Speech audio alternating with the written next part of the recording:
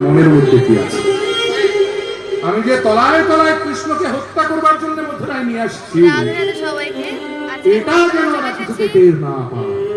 আর একটা কথা মাথায় রাখবে, যে বন্ধু বান্ধব গুলো আছে, শুনেছি ভালো মন্দ খেতে পারে না, গ্রামে থাকে, মাঠে ঘাটে ঘুরে বেড়ায়, গরু টরু চড়ায়। মথুরায় আসবে, 2-4 দিন যজ্ঞস্থলে বেড়াবে, খাবার দাবারের অভাব নেই, শহর ঘুরে ফিরে দেখবে। শুনুন, সঙ্গে নন্দরাজাকে আনবে। এই বসুদেবের অত্যন্ত প্রিয় বন্ধু হলো নন্দরাজা। এতটাই প্রিয় বন্ধু যে বন্ধুর বাড়িতে বিশ্বাস করে নিজের স্ত্রীকে এবং বড় পুত্র বলরামকে, নিজের স্ত্রী রোহিণী, বড় স্ত্রী রোহিণী এবং বড় পুত্র বলরাম, এদের মধ্যে যদি একবার কৃষ্ণকে ফেলে দেওয়া যায় তো মরতে বাধ্য। ভেবে চিন্তে ধনুষযজ্ঞের আয়োজন করে ফেললে। বৃন্দাবনে চিঠি এলো, ওই চিঠিতে বিশেষ দ্রষ্টব্য হিসাবে লেখা ছিল কৃষ্ণ বলরামকে অবশ্যই আসতে হবে। কংস নিশ্চিন্ত হতে পারবে না যদি না আসে, তাহলে তো হতে পারে যদি না আসে। তাহলে এমন একজনকে পাঠাতে হবে যাকে কিনা ওরা বিশ্বাস করে, আবার সে আমারও বিশ্বাস করে।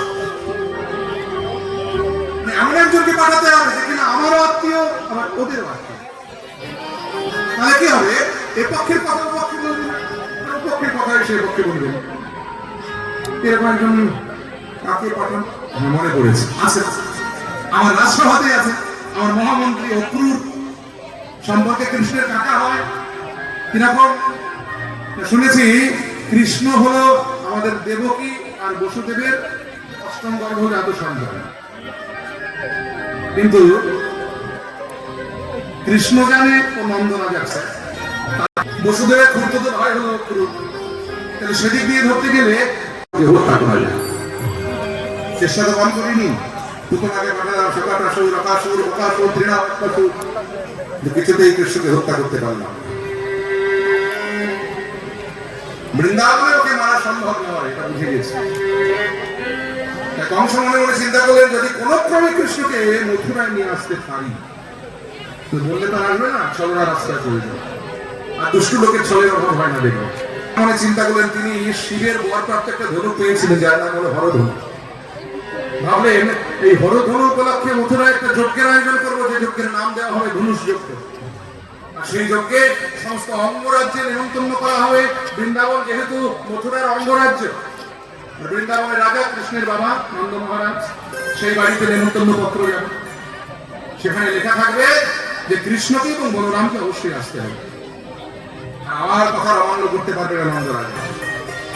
কৃষ্ণ বলরাম যেই মথুরায় আসবে, এখানে আমার বড় বড় বীর সব তারা দাঁড়িয়ে থাকবে, কৃষ্ণের সঙ্গে মল্লযুদ্ধ করবে।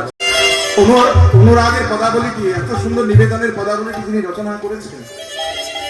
একবার সবাই মিলে তাকে একটু প্রণাম জানাবো। তিনি কি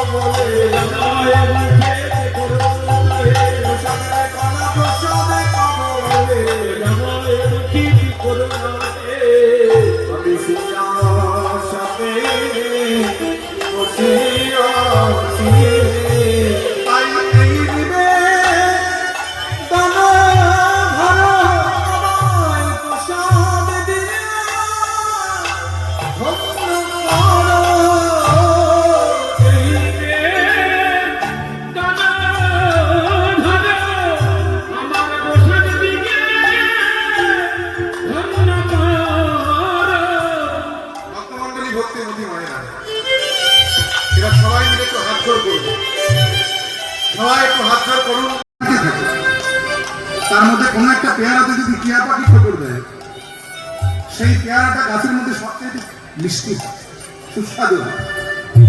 তেমনি বৃন্দাবনের গাছ পাকা আম তো স্বভাবতই মিষ্টি, কিন্তু সেটা যদি তোর বদনে যায় না, ওটা যেন অমৃত হয়ে যায় রে ভাই। তাই না জানি কি